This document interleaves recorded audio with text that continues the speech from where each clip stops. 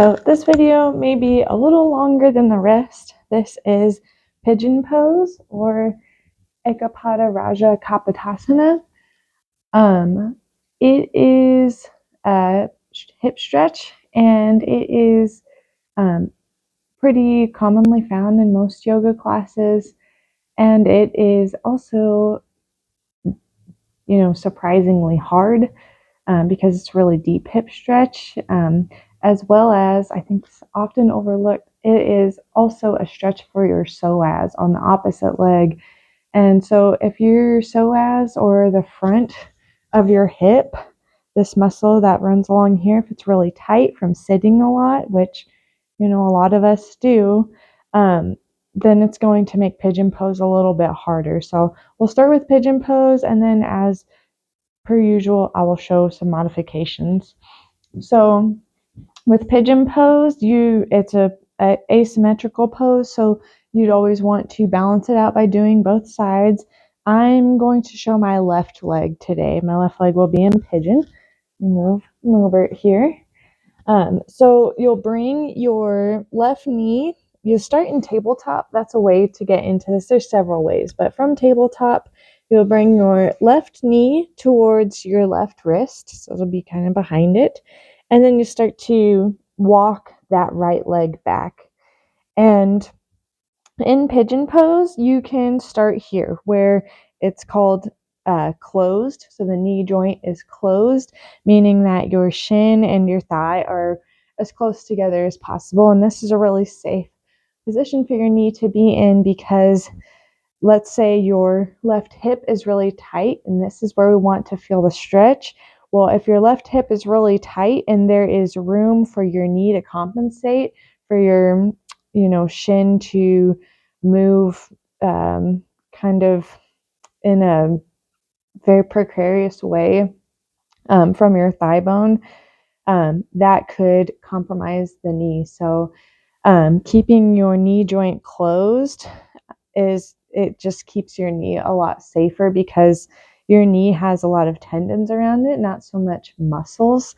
And these tendons, they can tear or strain really easily. So we don't want to do that, but we do want to feel a stretch in this hip joint here. So you can keep your knee joint closed, and you'll walk your other leg back, so it's straight back behind you.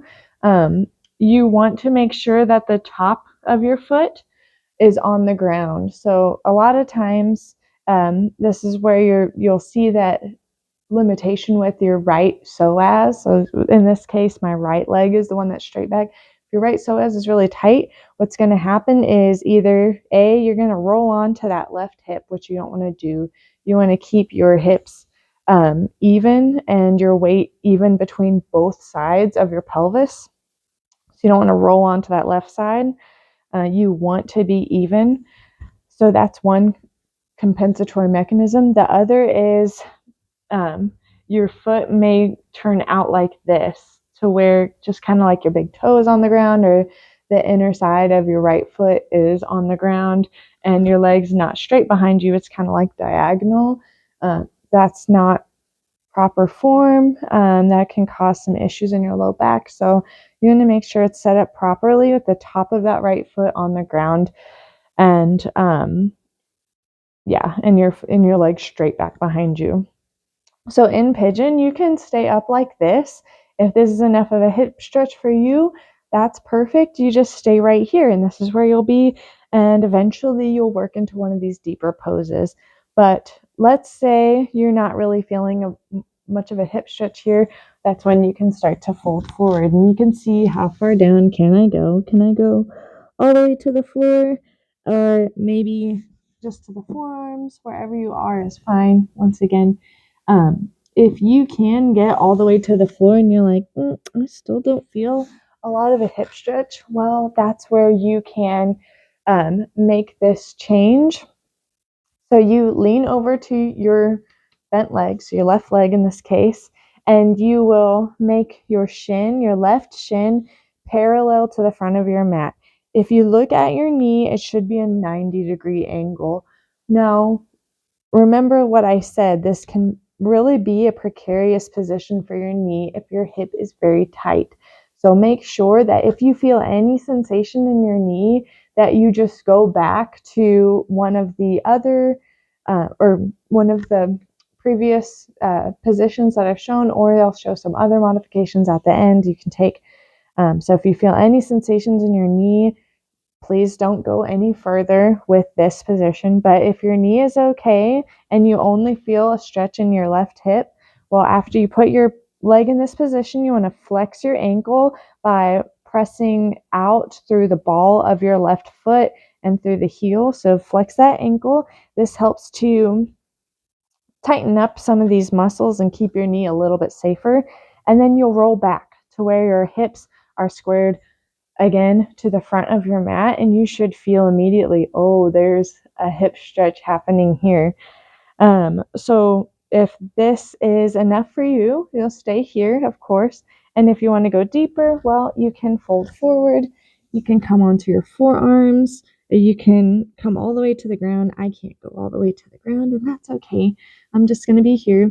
Now, while you're in your pigeon pose, it's not super restful. Sometimes it is. Let's say you're in a restorative class or a yin class, then you can relax your pigeon. But in most yoga classes, it's a little more active. You want to make sure you're staying safe. So while you're in your pigeon, you're not just flopping here. You want to keep this left ankle flexed. Make sure you keep your self rolling um, towards kind of more towards the right side, because the tendency is to roll into the left side once again because of the right psoas. So make sure you're rolling a little more towards the right side to keep your weight distributed evenly through your pelvis. And then lastly, you're pressing into the top of the right foot, pressing that foot down into the ground. So this is your pigeon pose. Like I said, it's kind of deceptfully, is that a word? Difficult. A lot of people just like flop into this and maybe in an unsafe way, but this is a great way to work it very mindfully. So that is pigeon pose. Let's talk modifications. So number one, we're just going to start with modifications in pigeon pose. Let's say your right psoas or even the left hip, they're both very tight.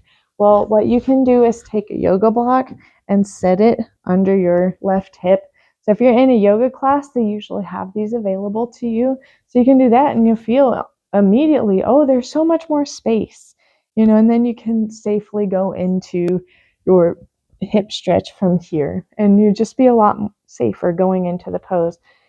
If you're not at a yoga class, you're practicing at home and you don't have blocks, this is a couch cushion. You could use a pillow, you can use a towel or a blanket, but you can put that under your left hip instead. I kind of like it. It's cushiony, obviously, compared to the block. So that is a really great modification there. So that is for if your, hip and or psoas are very, very tight. You can do that. I do just want to show a couple other modifications. Like I said, whenever you're stretching your hip joint, the number one priority is keeping your knees safe. If your hips are really tight, then the first thing to help compensate are your knees. And there's no knee stretching in yoga. Our knees have, there's a little bit of left to right movement. So that's kind of the movement that we want in our hip joint. We want what's called an external rotation there, but we don't want that happening in our knee. We want to minimize any movement here because our knees, there's a little bit of left to right movement that helps us around day to day, but we don't want to push it too far because there's not a lot of left to right movement there. So if your knees are hurting you in pigeon, there's so many other options you can take. So number one is you can take what's called figure four, where you are on your back instead. And for this, I'll stick with the left side, but you bring your left ankle above your right knee. And if this is good for you, you can stay here. If you don't really feel much of a hip stretch, then you'll flex your left ankle just like we did in Pigeon. Flex that left ankle and start to draw your right knee in, and you can hold either behind the right thigh, or you can hold the right shin. If this is still not quite deep enough for you, you can even straighten the right leg and hold behind the shin that way. So those are several modifications with what's called figure four. So you could do that. Another really great hip stretch that I like to do, I actually really enjoy this hip stretch, even I would say maybe even more than Pigeon. It's called fire log pose. Sometimes it's even called double Pigeon. But you'll take, if we're sticking with the left hip stretch, for that we would take our right shin parallel to the front of the mat and flat on the mat, and then we'll stack, scoot back a little bit here. We'll stack our left ankle over the right knee and the left knee over the right ankle. And from here, you might already be feeling a hip stretch. And if you want to deepen that hip stretch and your knee is okay, then you just come forward with a straight spine. You want to really focus on hinging at the hips. So you're not just rounding forward with your back. You really want that movement to come from the hip joint. So you're hinging forward. Once again, you are flexing this left ankle to protect your knee joint. So this is fire log pose. I really like this one. You could come as deep as you like. Even in fire log, if your hip is really tight but it feels better on your knees, well, you can stack a block on between your right ankle and your left knee, and it just gives you so much more space, and it really helps to protect the knee joint. I really like doing this. It feels, I think, great, and it really helps to isolate that stretch in the left hip. The very last modification that I will show you, or I shouldn't even really call it modification, it's just an alternate pose if Pigeon isn't working for you, is called bull pose. So for this one, you take your right leg and close that knee joint, and take the outer edge of your right foot onto the ground, and the right thigh is kind of pointing towards the front of the mat. And you want to try to kind of bring it in towards your center line here. And then you'll kind of do the same thing with the left leg. So you want to try to close that knee joint if you can. I'm not really able to. And you may have to open up that right leg a little bit. So you see I'm kind of walking my foot out just a little bit. The goal here is to get your top knee stacked on top of your bottom knee. So you kind of, I use my hands to help me do that. This actually is not one of my favorite poses, but it does work for some people. So it may work for you. I would say try it and see. And from here, I already feel a hip stretch once again. So you can stay seated, and you just, with a straight spine, you can just rest your hands on your knee and just be here. Or if it's not deep enough for you, you can start to fold forward with that straight spine and hinging at your hips. So that is another great alternate pose if Pigeon is not quite accessible for you yet. So I hope that this helps you whenever you're in a yoga class. They ask you to come into Pigeon. Now you will be able to more confidently go into it with, safely. So thanks for watching, and I'll be back with more.